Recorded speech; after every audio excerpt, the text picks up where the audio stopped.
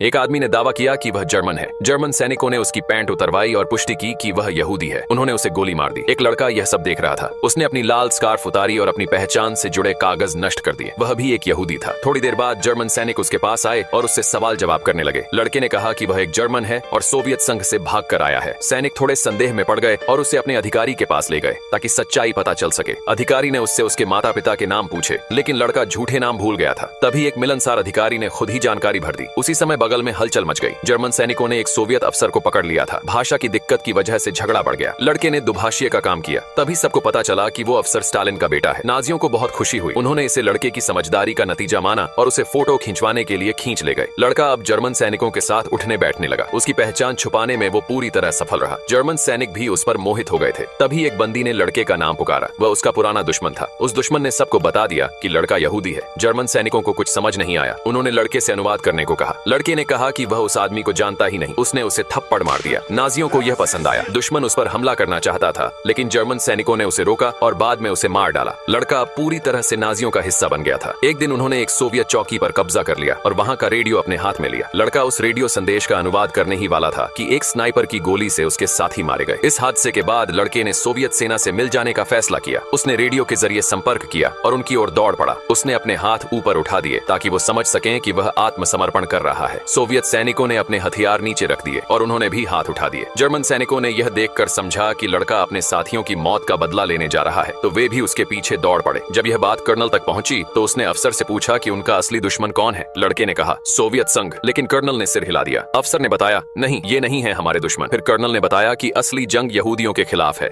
यह सुनकर लड़का चौंक गया। वह इस नफरत को समझ नहीं पाया। अंत में कर्नल ने उसे बर्लिन में पढ़ाई करने की सलाह दी।